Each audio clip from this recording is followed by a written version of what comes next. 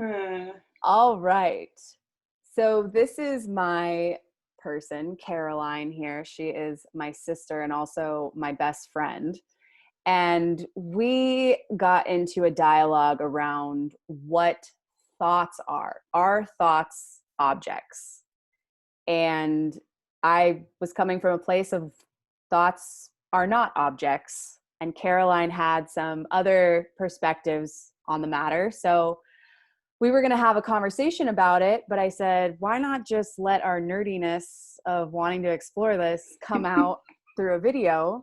So I asked her if we could record it, and she said yes. So this is a pretty fresh dialogue of us just exploring the idea of, well, one, like what thoughts are, what objects are, and also exploring like how diving into these kinds of questions is a really good, like, why would we do this, and how is it going to help us on our discovery into like inquiry into what's the truth, like.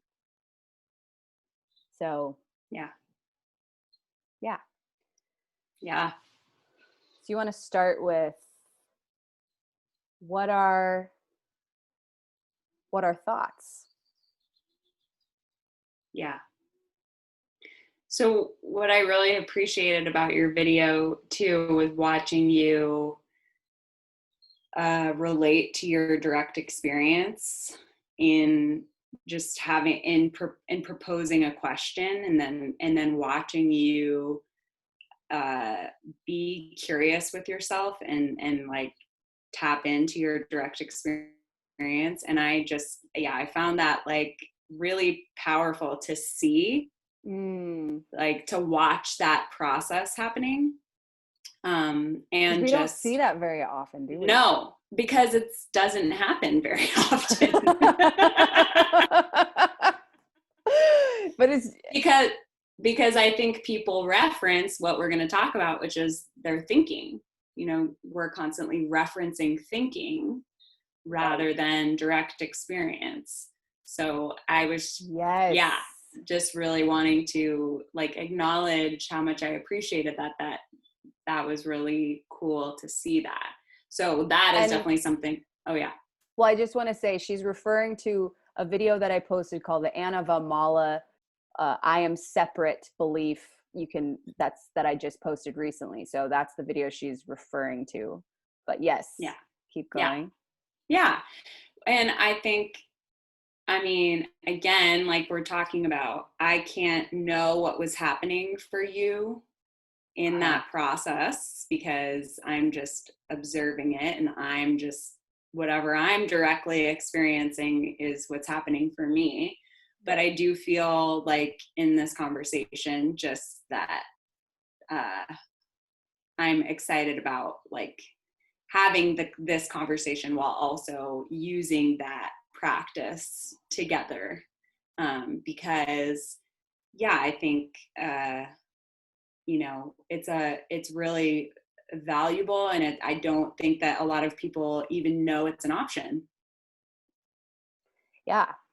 And especially in dialogue, I think that it's even more intense where it comes up of like trying to prove yourself or trying to have the right answer or trying to look good to the other person starts to take over the inquiry of like, yes, wait, hold up. Let me just like really actually think about that before it's just that instant reaction of like, okay, I'm going to just, I need an answer. But just to like, so I think I definitely, it's humble, you know, it's very, which is just, it's so striking to see that, because I just don't, for myself included, you know, unless I'm being really intentional about it, I think it's just very easy that once it gets going, we just move up into whatever that is up there.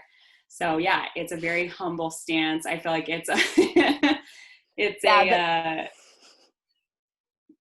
that just made me think of, you know, we have this assumption that thoughts are up here. Yes. And it's like, where are they, well, and I think it's partly too because my mouth is here and I speak from here. Yeah. And when I hear the voice in my head, it sounds like this voice. Yeah. So then I'm like, oh, it must be here. Right. Because also it's close to my ears. So I must be. I mean, it would be the most obvious place, the most effective place for it to be happening, given our anatomy or all Right. around, or yeah, I guess. Right. But, you know, if we popped this thing open, would we see thoughts? I haven't ever popped this thing open, but no, I don't think so. That's a good point. We really don't know. The doc. Something crazy could pop out of there. We really don't, you know, we've seen videos maybe of surgery or something, but actually for ourselves. And that's also the thing that I love about inquiry is like, you know, really for yourself. Like, have you actually seen the inside of a brain? Mm-hmm. Do you Yeah. know what? And again, I think that's so powerful because it just really creates an inner environment for me of humility and of like I don't know, that to me is where things like It's a Friendly Universe become really powerful, because it's just kind of an acknowledgement of like, I am referencing so many stories and taking them as true. And you know, to be so disconnected from what is actually experientially the truth. It must be a friend, you know, like, I mean, it's like, there's gotta be some good or some divine flow happening here, because to be so out of reality, I guess, or like, you know, just so removed often, because we're so identified, there I am doing it again, because we're so identified with thinking or mind or that way of relating to life, whatever that is. It's like, this must be a friendly place, because I mean, there's just so much that we don't know. Yeah. There's so much that we can't know, and overall we're usually doing okay. Right. Which is, mm-hmm. Mm-hmm. Okay. So I was thinking from what you were saying, so I'm thinking, okay, there we go. I'm thinking, and then I lost a thought. I wanted to go to, yes, what it was is it's like hitting into why I think it's beneficial to get that thoughts aren't objects is because when we turn them into objects, there's a certain way that I can identify with my thinking as if it's me. Well, yeah. And I think that happens. Yeah. So because it's but I mean, I guess I would say like people identify with like their car. You know, when their car gets scratched and it's an object, and I'd say they're literally identifying, like feeling like it is them. Like, I think that is a property of objects. And I mean, for my work. And that's what's just so fascinating is how we can put our sense of self onto objects. Mm-hmm. And like,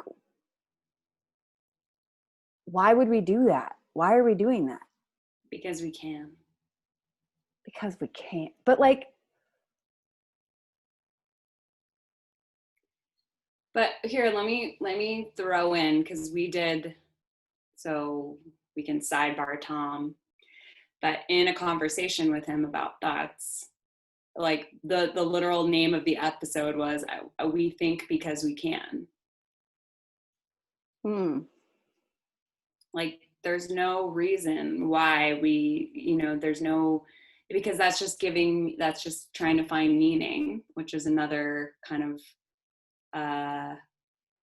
I don't know, activity of function, the mind. activity of the mind. Yeah.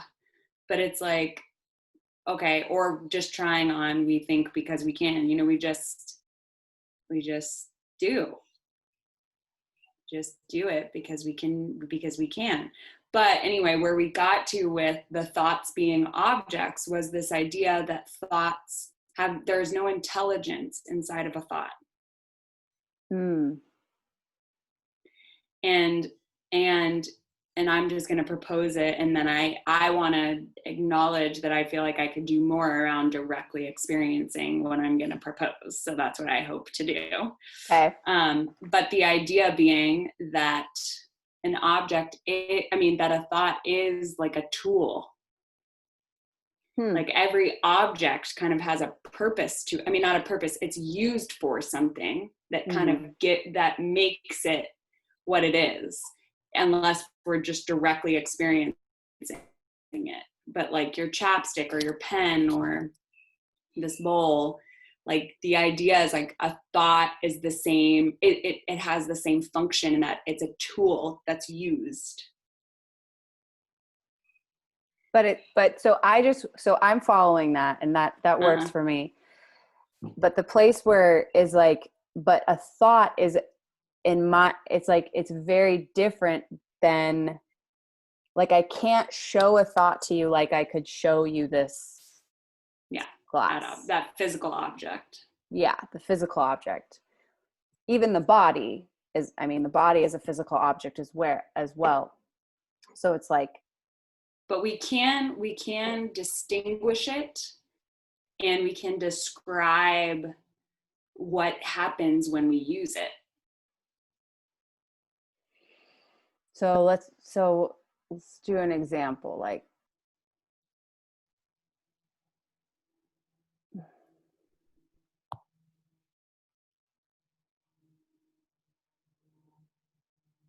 I'm late. Nice one. Yeah.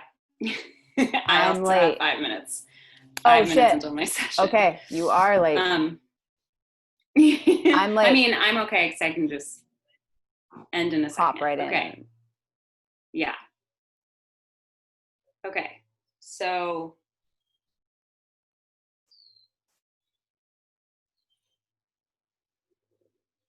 because there's like right, sensations that come up, because it's like, I'm late. It's just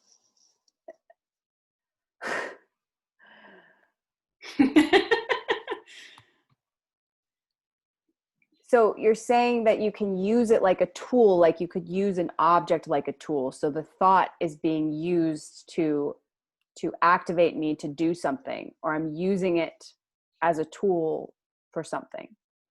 Mm-hmm. And then, but somehow that makes it an object. Yeah, and I guess it would be like, okay, if there's the physical reality world, and then there's it seems like there's this other world that exists that only I can see for me, or that only I have direct access to. Yeah. And it seems like you have one of those as well. Yes. And this is good. This is a good place to end, is that, yes, because I feel like we can't really, this is what I was saying before we press record, is like, I can't separate my thoughts from any of the objects or any of the perceptions. It's like all my thoughts and perceptions are in a way creating all the distinctions of all the objects and things that are here. Without that thinking, without that perceiving, I don't know what any of this shit is. I don't know if they're objects. I don't know. So right. Like, I can't separate. So that's more where I go, is like, I think it's, at least for me, it's helpful to distinguish, like, oh yeah, thoughts aren't objects. Like, it's not so I don't know. So that's somehow helpful in like my self-identity stuff of like, oh, I'm not thought, like, anyways, whatever. But but but the place where I was getting excited was like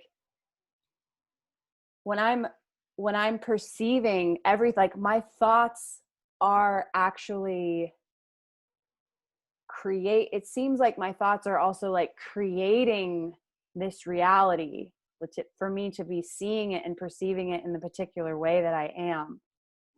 And so the thoughts, I don't know, I lost it.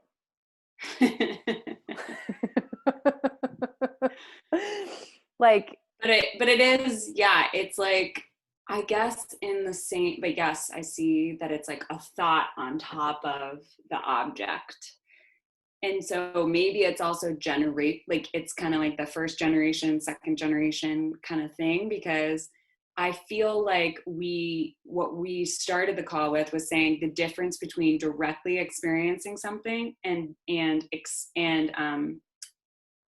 engaging with a thought about the direct experience. yeah. Right? Like, so in the same way, I mean, with an object, it's interesting, like a physical object, because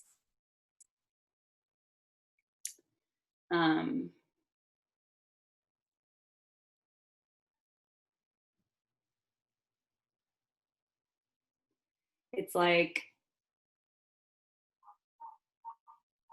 being with the object and experiencing it directly versus having a thought about it. Mm-hmm.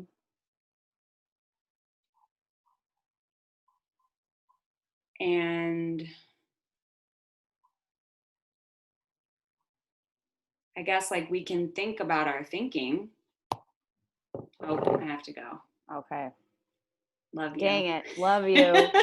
Thank To be you. continued. To be continued. Yes. All right. Bye bye.